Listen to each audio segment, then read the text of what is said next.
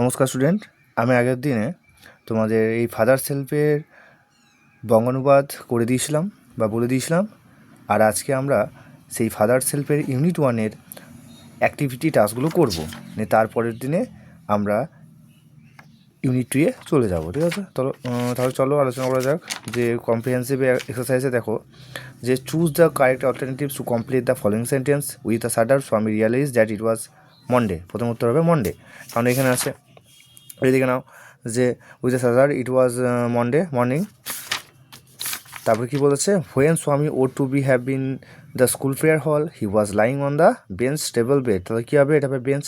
যখন স্বামীকে তার বিদ্যালয়ের প্রেয়ার হলে থাকার কথা তখন সে কোথায় ছিল? তখন তার মায়ের রুমে ঘুমাচ্ছিল। Lying on his mother's room, এই was lying on the bench in the mother's room, এটা।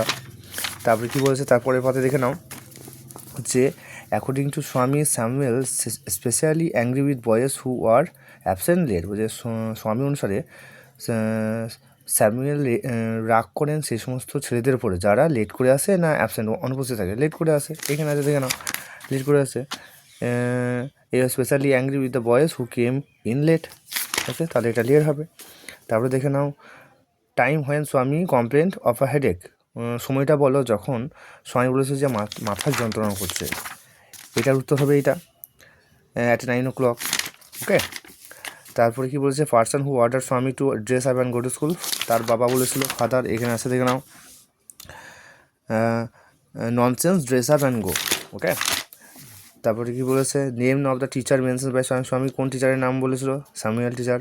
তারপর 3 দেখো স্টেটমেন্টগুলো দেখো, এগুলোকে ট্রু ফলস বলতে হবে এবং এর সাপেক্ষে যুক্তি দিতে হবে তোমাকে, বা সেন্টেন্স ব্যবহার করতে হবে। স্বামী সেই that he had a headache. স্বামী বলেছিল যে তার মাথা যন্ত্রণা করছে। হ্যাঁ, ঠিকই, ট্রু হবে এটা। আর এই সপক্ষে যুক্তি দিলে কোন সেন্টেন্সটা ইউজ হবে?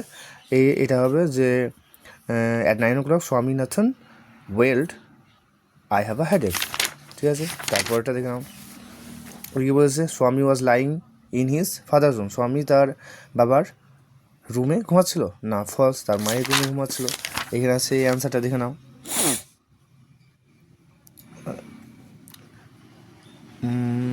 এই যে Swami was lying on the bench in the mother's room.